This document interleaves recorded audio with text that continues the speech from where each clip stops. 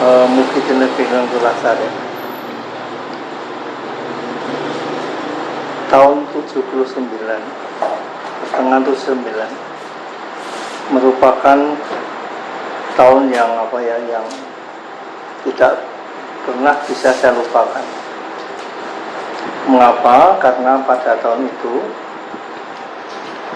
merupakan masa pendidikan terakhir saya di Debito pada waktu itu. Kemudian tiba-tiba ada pengumuman dari pemerintah bahwa tahun ajaran dipindah dari Januari ke Juli. Nah, terpaksa saya masih harus di SMA setengah tahun lagi. Baru pertengahan 80 saya keluar dari Debito. Kemudian saya masuk ke Gajah Mada. Waktu itu saya mengambil di jurusan yang namanya itu Nusantara. Mengapa kok saya memilih itu? Karena Nusantara ini ada mata kuliah bahasa Jawa kuno. Nah, itu yang saya harapkan itu. Bahasa Jawa kuno dan bahasa Sanskerta. Yang sudah pernah saya peroleh selama di SMA dulu. Dengan bekal di SMA, saya berharap nanti di Gajah Mada saya tidak begitu menemui kesulitan untuk belajar bahasa Jawa kuno dan Sanskerta. Dan ternyata betul, ketika di SMA kami memperoleh cukup lama saya memperoleh bahasa Jawa kuno. Dan yang mengajar memang orang-orang yang pada bidangnya. Maka ketika di Gajah Mada, ternyata yang mengajar yaitu itu lagi, yang mengajar saya di SMA. Sudah lalu selalu yang mengajar itu selalu mengatakan, "Nah, kamu baca sendiri ya, nanti ikut ujian aja." Oh ya, dah. Nah, saya tidak mengira bahwa ketika saya belajar di Sastra Nusantara, ternyata yang dipelajari bukan hanya Jawa, tapi juga bahasa-bahasa yang lain. Waktu itu saya belajar bahasa Aceh, saya belajar bahasa Minang, saya belajar bahasa Sunda, saya belajar bahasa Bali, kemudian saya belajar bahasa Batak, kemudian bahasa Bugis. Ya. Waktu itu hanya itu yang Gajah Mada punya, hanya itu. Ya sudah, saya ikuti saja. Ketika saya mempelajari bahasa-bahasa itu, ternyata menyenangkan sekali. Saya bisa lalu tahu seperti apa Nusantara ini.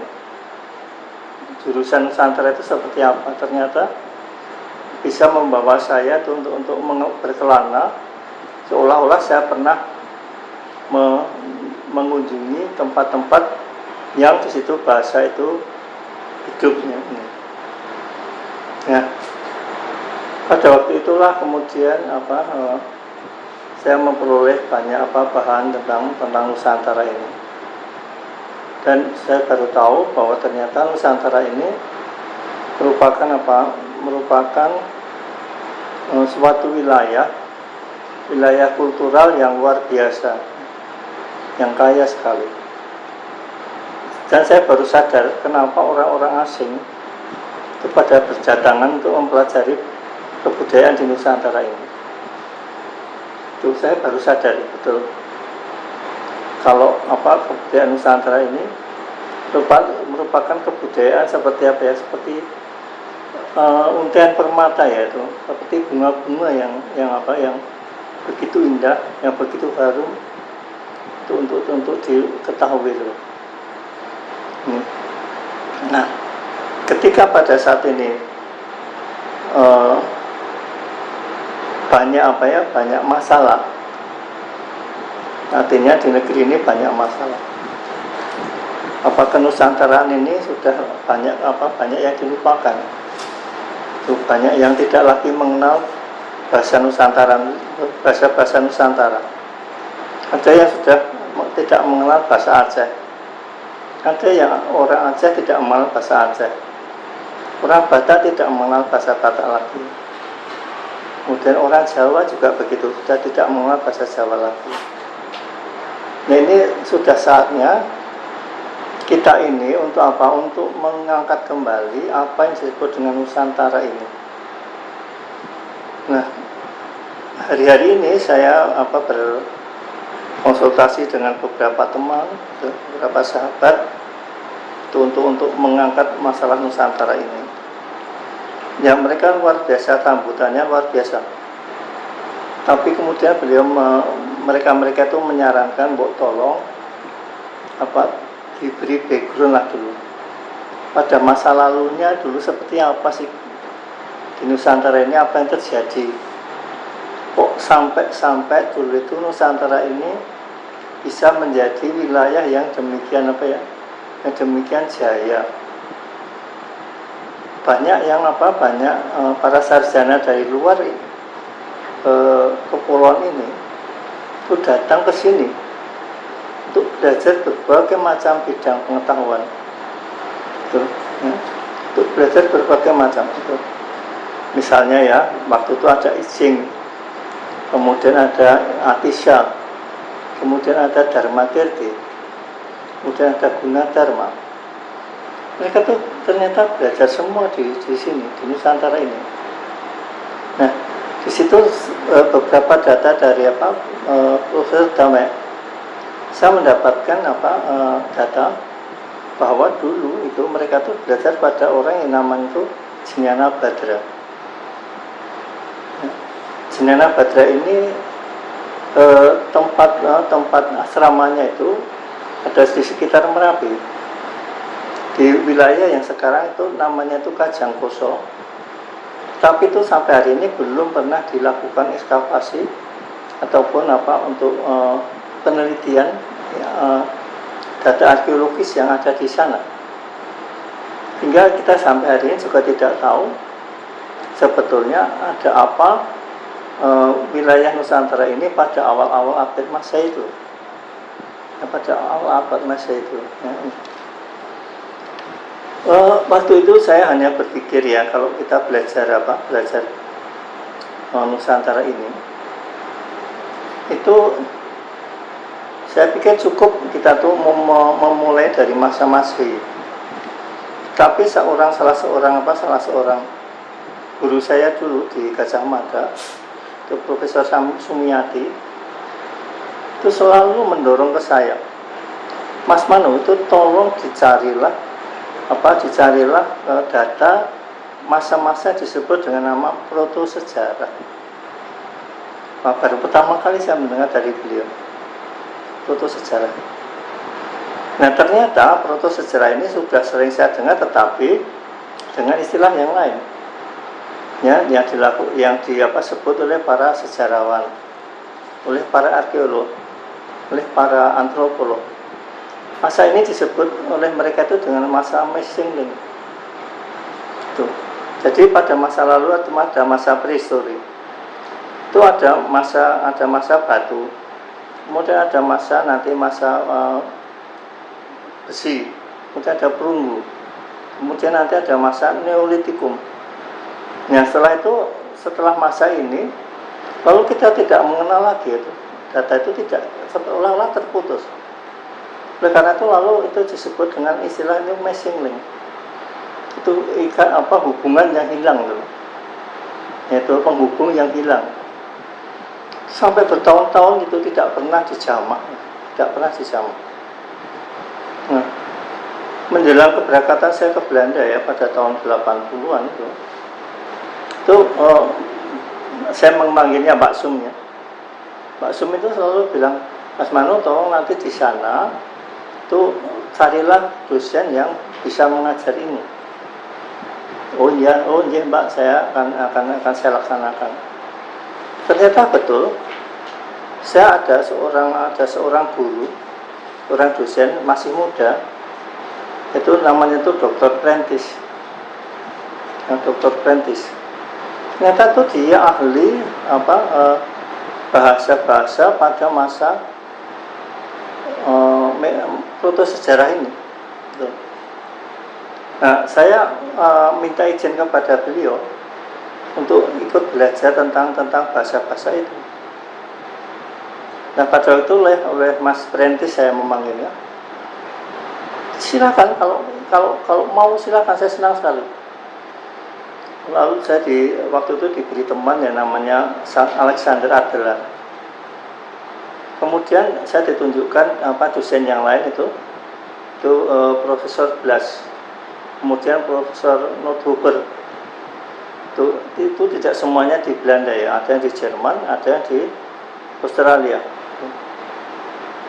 Nah, pada waktu itu saya belajar dengan Alexander Adler ini, kami berdua belajar itu bahasa-bahasa yang hidup, yang berkembang pada masa proto sejarah ini. Tengah saya itu senang-senangnya belajar tentang bahasa ini, tiba-tiba Mas Prentis ini meninggal dunia. Nah, wah, saya rasanya tuh seperti putus asa. Pada siapa lagi saya harus belajar? Nah, saya kemudian pada Profesor Nothuber dari Jerman. Kemudian saya dibimbing oleh beliau untuk belajar tentang itu. Nah, dari situ saya baru tahu bahwa ketika kita akan belajar tentang bahasa-bahasa Nusantara ini, itu kita tidak cukup hanya kita memasuki wilayah yang disebut wilayah Masehi itu. Ya, itu. Kita harus memasuki wilayah yang disebut masa-masa proto sejarah. Kenapa? Karena pada masa proto sejarah itu peradaban Nusantara ini digodoknya itu pada masa itu. Nanti itu pada masa Masehi itu peradaban kita itu sudah matang, ya sudah matang. Gitu. Artinya itu kita sudah bisa membangun Candi Borobudur, kita sudah bisa membangun Candi Prambanan dan candi-candi yang lain. Kemudian dari segi kesusastraan, kita juga mendapatkan banyak karya-karya sastra yang dihasilkan pada masa-masa ini. Kemudian data arkeologis yang berupa epigrafi itu juga banyak sekali dihasilkan pada masa ini. Tetapi apakah benar itu jadinya itu hanya mendadak begitu saja? Ya. Itu tiba-tiba Borobudur bisa ada sendiri begitu? Ternyata enggak. Ya. Ternyata dari data yang tertulis, ya, data filologis yang dapat saya peroleh, ada Silpa Widya, ada Silpa Sastra dan sebagainya, itu memang dapat diperoleh bahwa Borobudur itu persiapan untuk membangun itu memakan waktu hampir 5 abad. Nah, kita bisa membayangkan bahwa pada masa sebelum Masehi, pra-Masehi, itu sudah banyak para ahli yang mempersiapkan Candi Borobudur itu. Ya, itu mempersiapkan Candi Borobudur itu. Sehingga kita lalu bisa tahu di sana yang namanya orang-orang pandai yang keluar masuk ke Nusantara ini itu ternyata juga luar biasa. Gitu.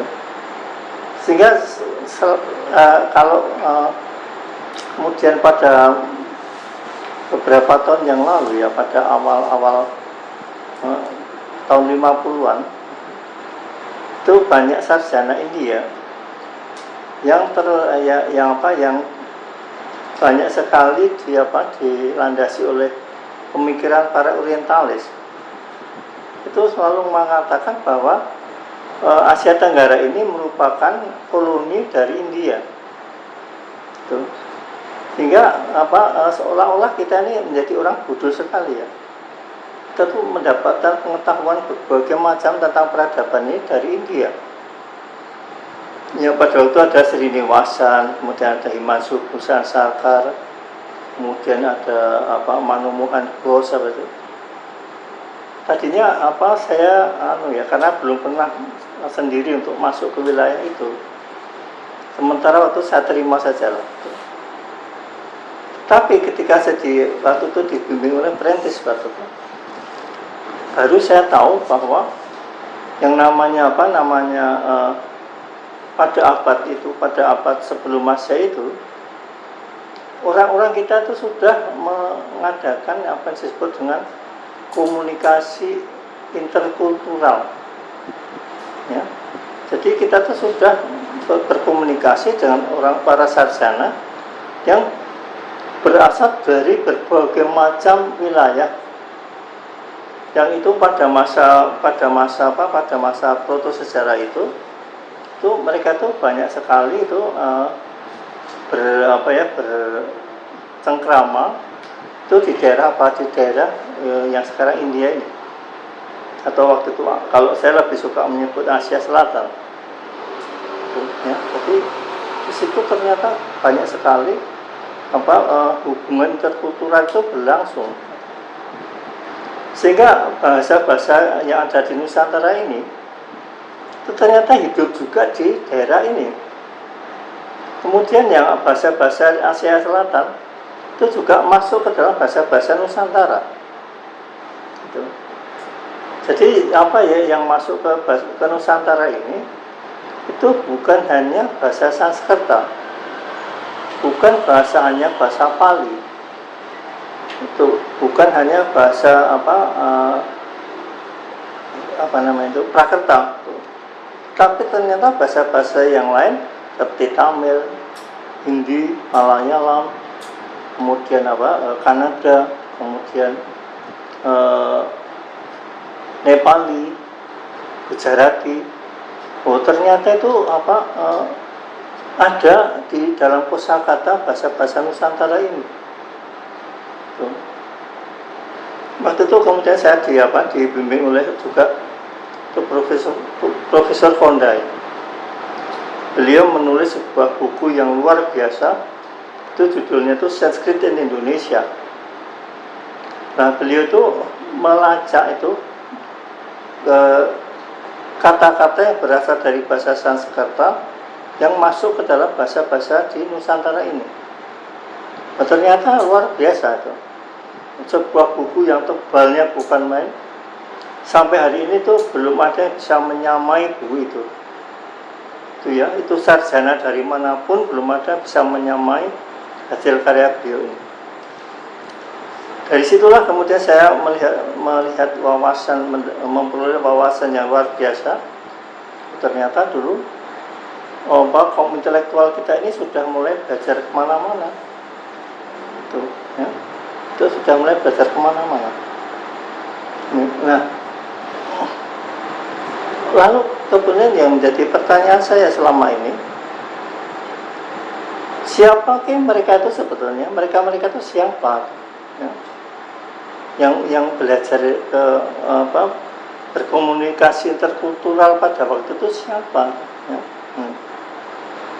Karena selama ini kalau kita belajar tentang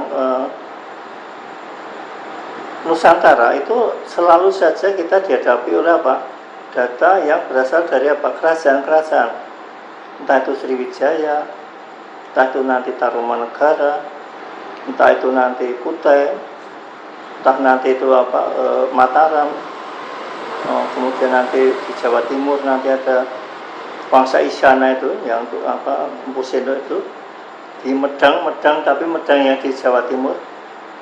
Kemudian nanti ada kerajaan yang namanya Keburipan, kemudian ada Kadiri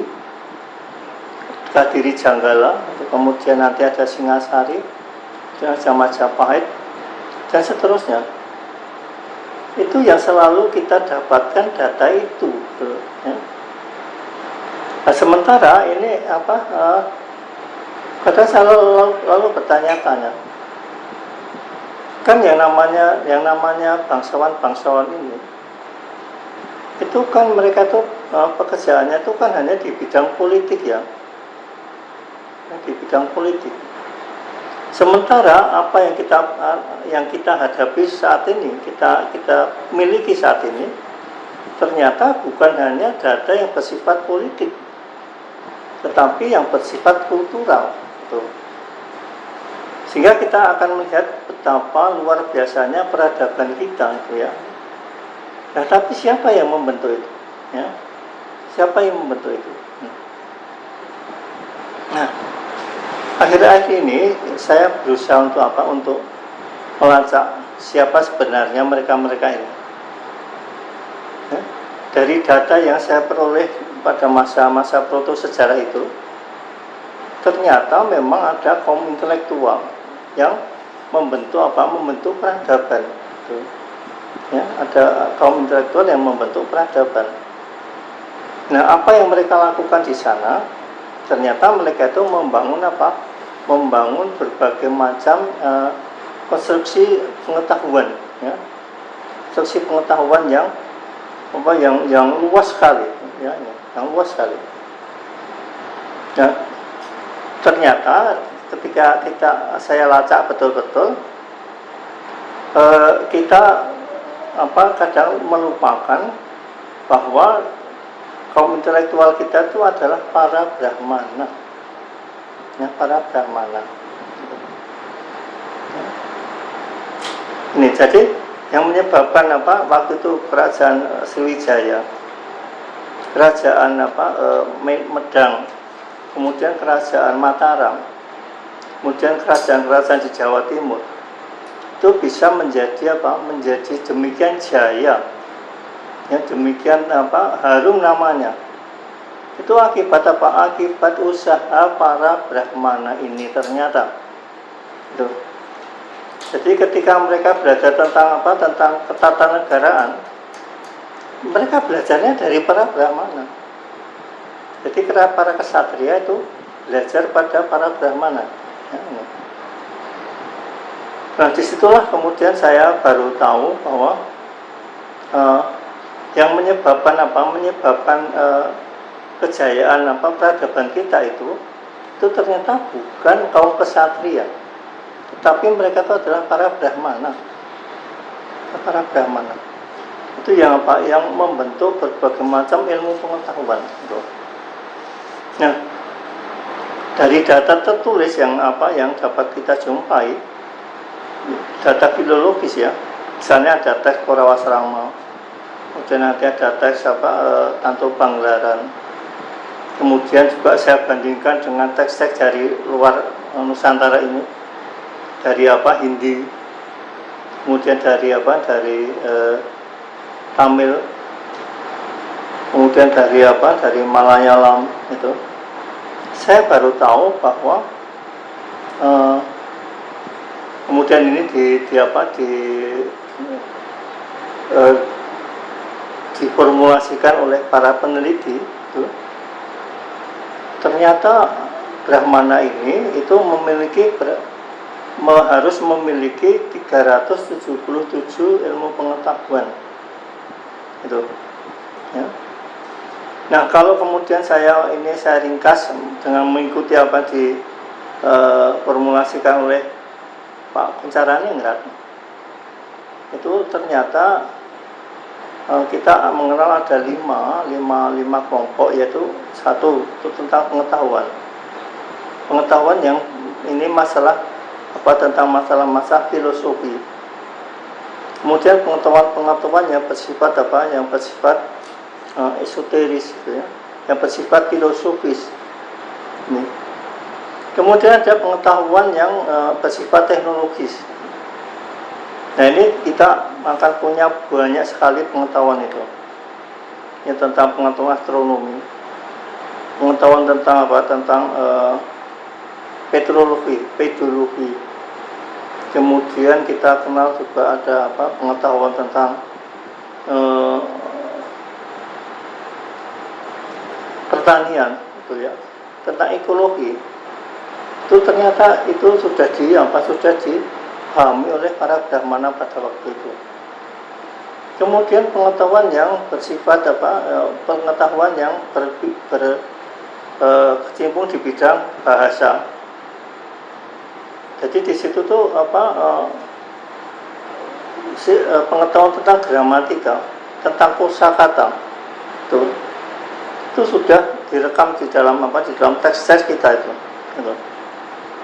Kemudian ada pengetahuan tentang tentang seni, seni, itu, ya, seni tari, seni lukis, itu. Kemudian ada ada seni pahat, itu seni bangunan, sebagainya.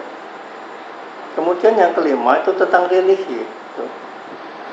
Nah, awas hati-hati ketika kita bicara religi, jangan keliru seperti yang sekarang kita ketahui sebagai agama, itu bukan.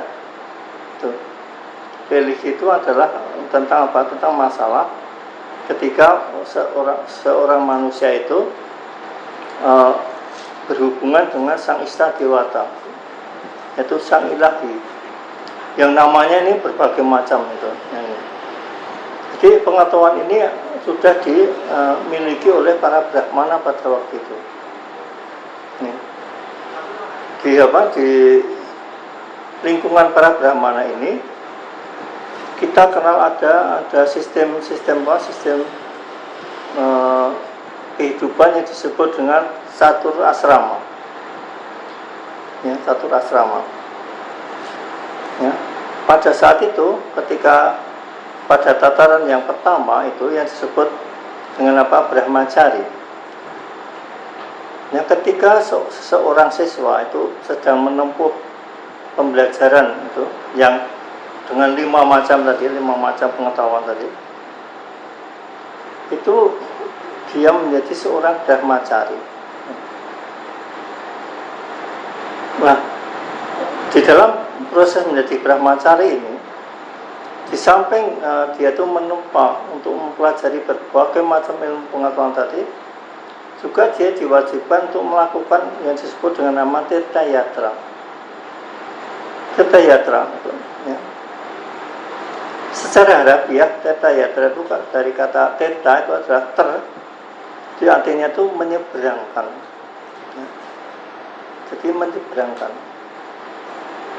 menyeberangkan yang menyelamatkan. Ya. Oleh karena itu, ketika kemudian menjadi Tirta, itu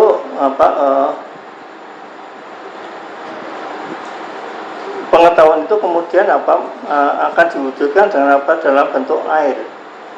Oleh karena itu kenapa kita menjumpai data arkeologi yang saat ini dapat kita jumpai banyak banyak patirtan gitu. Karena dulu itu merupakan salah satu tempat para Brahmacari itu melakukan Tirta Yatra. Gitu. Nah, kemudian yatra itu artinya apa? Artinya perjalanan. Ya, itu artinya adalah berjalan. Tra tadi seperti yang pada kata Tirta tadi, itu akarnya sama, akar ter. Ya, itu menyelamatkan. Jadi itu perjalanan yang menyelamatkan. Jadi itu perjalanan yang menyelamatkan ke ke tempat-tempat suci. Ya, ke tempat-tempat suci. Nah, di situ memang para Brahmacari ini diwajibkan untuk mengunjungi tempat-tempat suci. Nah, tempat-tempat suci itu sebetulnya bukan hanya sekedar lalu di sana dia itu nanti bermeditasi atau tidak, bukan. Dia itu harus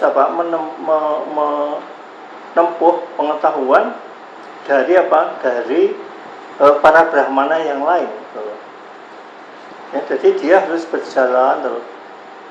Nah, itu kalau kita membaca teks Purwasrama, kita akan tahu, kita akan bisa menjumpai data bagaimana para Brahmacari ini melakukan perjalanan itu melewati gunung-gunung di Pulau Jawa ini. Kemudian kita juga menjumpai data dari teks yang namanya Bujanggamani.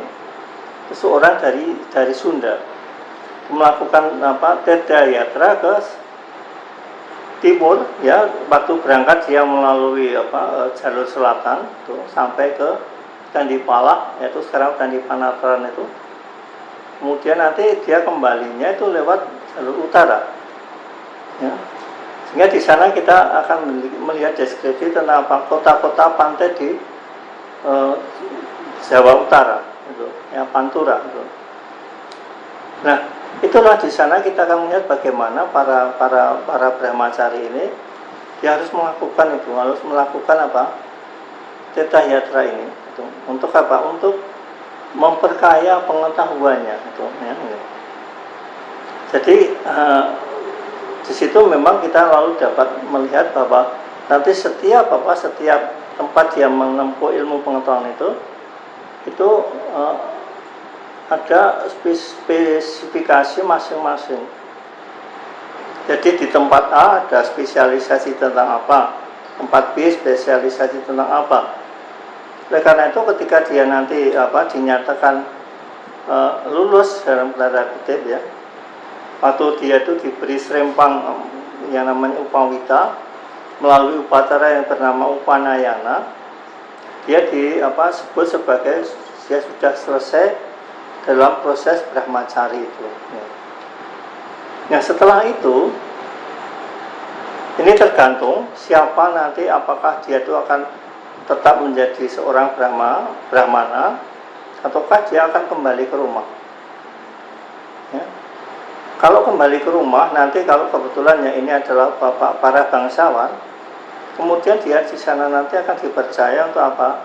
Untuk mulai mengelola tentang statecraft, ketatanegaraan itu ya. Jadi sudah diberi kekuasaan itu. Nah kemudian orang tuanya itu akan mengundurkan diri dari istana, kemudian akan hidup di hutan. Itu yang pada tataran ketiga itu disebut dengan wanaprasi atau tinggal di hutan itu, ya. Tinggal di hutan. Kemudian setelah dia itu di hutan, mereka tuh mempelajari apa? Mempelajari filsafat. Ya, ini filsafat bagaimana agar saya nanti bisa kembali kepada sang Istadiwata itu.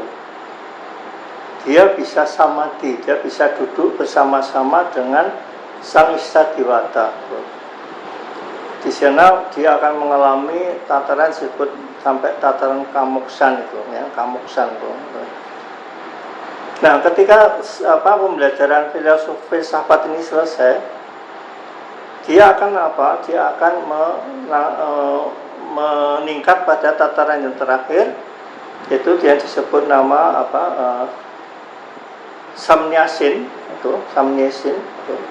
Artinya saat-saat dia itu menunggu kemoksaan itu. Atau juga sering disebut, kalau nanti kita membaca teks Agastya Parva, kita akan menjumpai ada istilah itu bernama biksuka gitu ya. Tataran ada masa-masa biksuka itu ya, ini. Tapi nanti kalau kita melihat di dalam teks Parva itu kita menemukan istilahnya itu bernama samnyasin itu, ini. Tapi itu sama ini.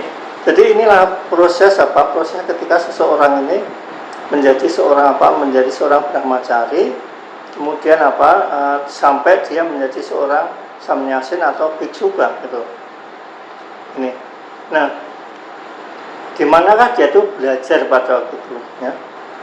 Itu kita tahu bahwa mereka tuh belajar pada seorang brahmana, dan tempat dia belajar itu disebut dengan nama asrama.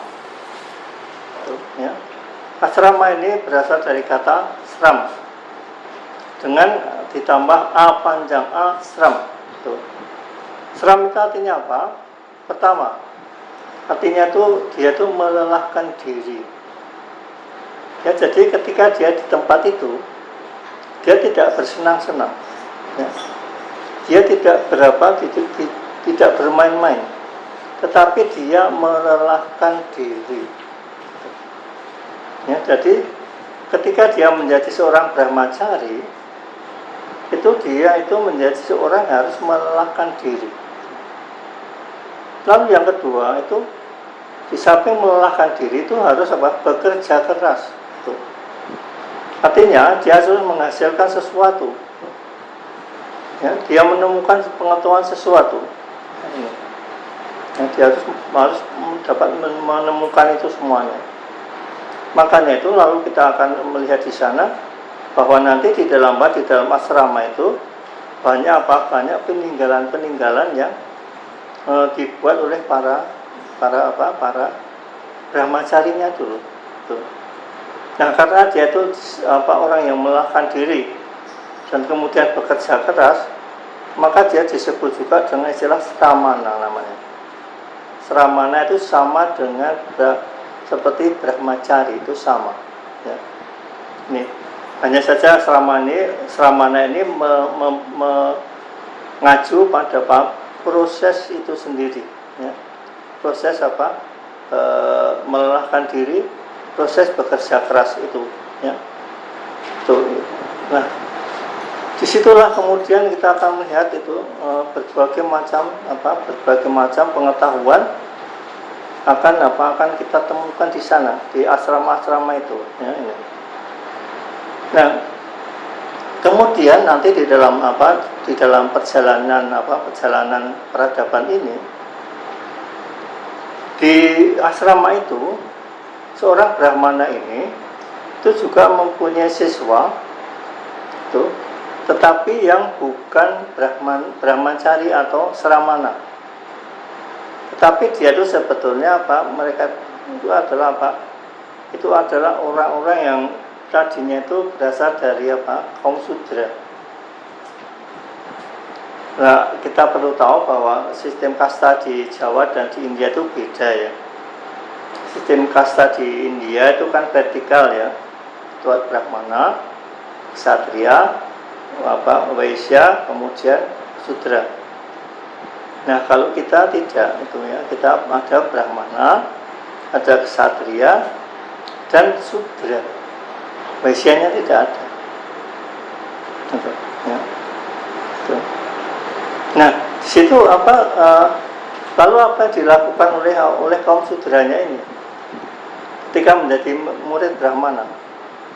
Mereka itu menjadi murid, tetapi dia tidak diberi pengetahuan yang sifatnya itu intelektual, itu tidak. Ya.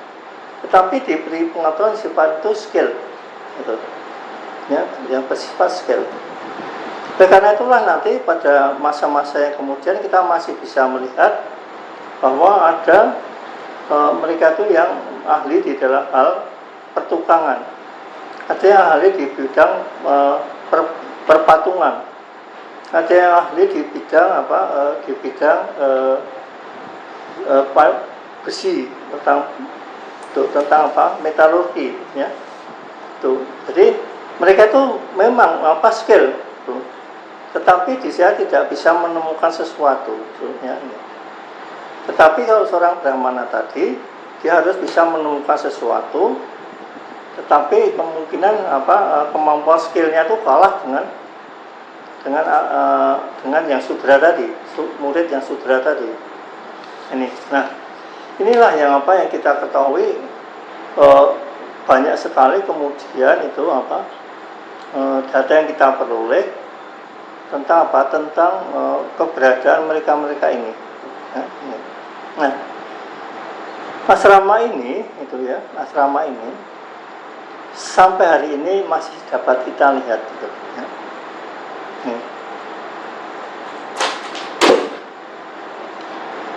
Ya, keberadaan asrama ini itu tidak bisa lepas dari ekologi dari suatu wilayah tertentu, ya. Misalnya seperti di daerah Mataram ini, ya, itu ekologinya itu mesti nanti berkaitan dengan gunung berapi, kemudian dengan sungai atau nadi, kemudian dengan aranya atau hutan, gitu, ya. Nah, sampai hari ini kita masih dapat melihat itu asrama-asrama yang dulu dipakai oleh para Brahmana. Kita hari ini masih dapat melihat itu. Banyak asrama-asrama yang letaknya itu di pinggir sungai memang.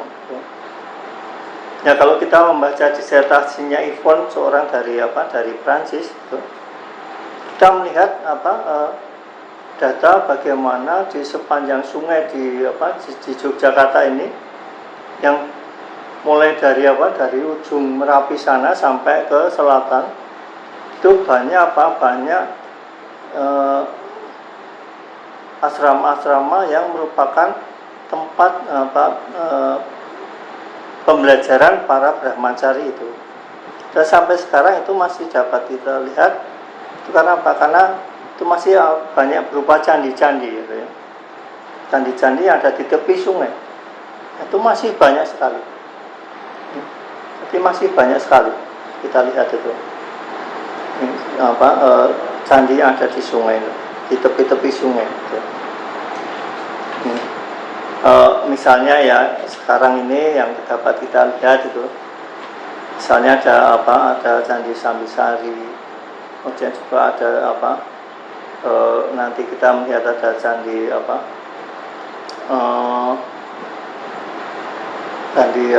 Pelausan itu, kemudian juga dulu-dulunya asrama itu misalnya itu di daerah yang sekarang daerah mana itu Pelosok Kuning, kemudian daerah Melangi, kemudian daerah Mangir, itu masih melihat itu, masih melihat itu tempat-tempat mereka dulu belajar. Jadi ini yang namanya tiga hal ini tidak bisa lepas dari dari sang brahmacari ini. Nah, kemudian ketika kita nanti khusus untuk daerah kerajaan Medang itu, ya, khusus kerajaan Medang, itu nanti kita akan melihat itu bahwa Medang ini nanti ada wilayah Medang bagian utara dan kemudian bagian selatan. Bagian utara itu banyak sekali istilah-istilah atau tempat yang berkaitan dengan nama sebuah pohon yang bernama Medang. Itu maka nanti masih ada Medang I misalnya, dan ada Medang misalnya ada Medang I Pikatan ya, misalnya itu Medang I kemudian Garung, kemudian ada Medang I Panangkaran itu ya, ini. Jadi memang di daerah Jawa Tengah Utara itu banyak sekali tumbuh pohon medang. Pohon medang itu pohon yang dia bisa tumbuh di atas 1.400 meter. Sementara yang selatan itu adalah daerah yang kita kenal daerah Saliman ya. Saliman itu adalah nama pohon randu alas itu.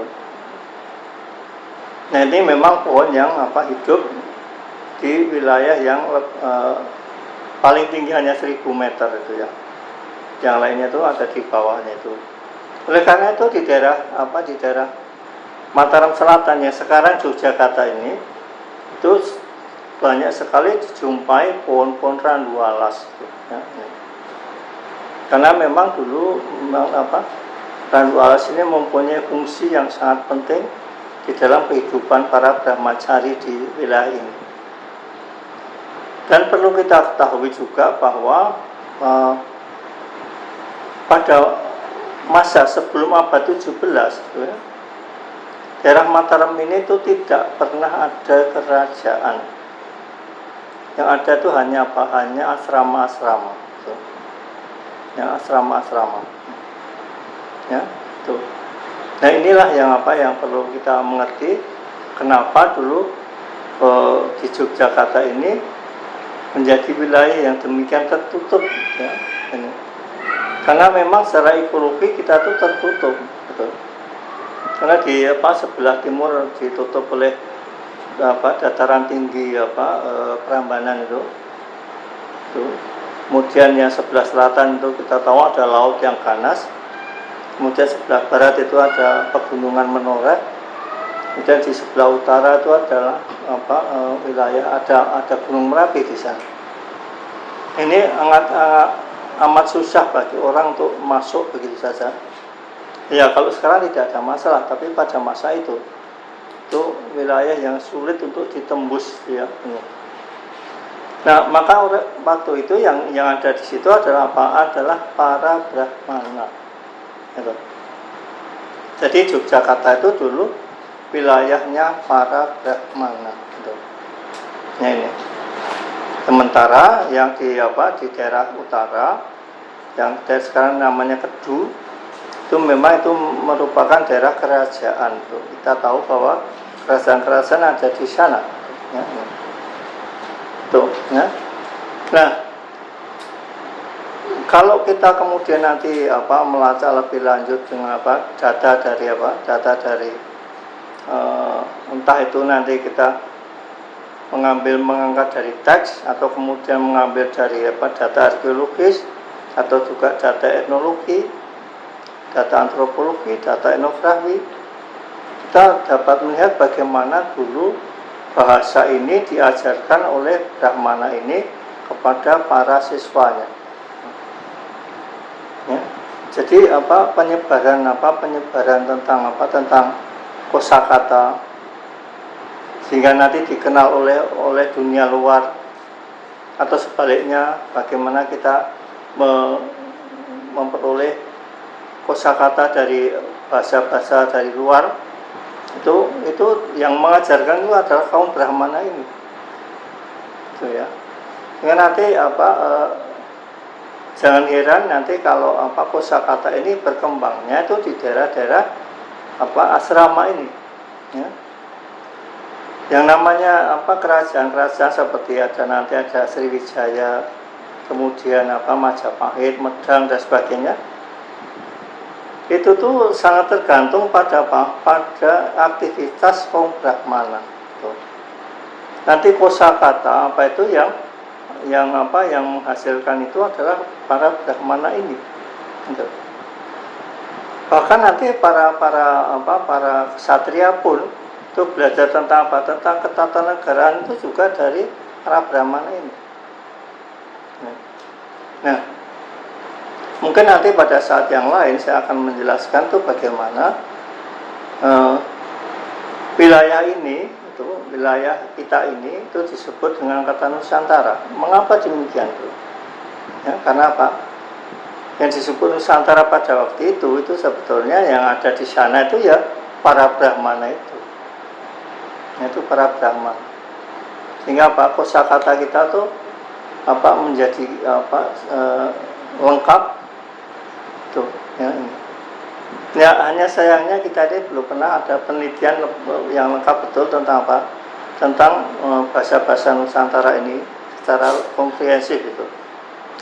Sudah dimulai oleh Honda sebenarnya, tetapi Honda terbatas pada bahasa Sanskerta. Sementara bahasa-bahasa yang lain yang kita miliki itu belum pernah kita lakukan itu. Nah, inilah yang pada sebagai awal pembicaraan saya ingin menjelaskan bagaimana pada waktu itu kok kita tuh peradabannya itu menjadi sudah demikian matang. Kita punya kosakata yang luar biasa. Ya. Kemudian kenapa pada waktu itu negara Kertagama itu mengangkat ini menjadi namanya itu Nusantara itu ya ini. Nanti di negara Kertagama kita akan mencoba ada Nusantara, ada Dwipantara, ada Disantara.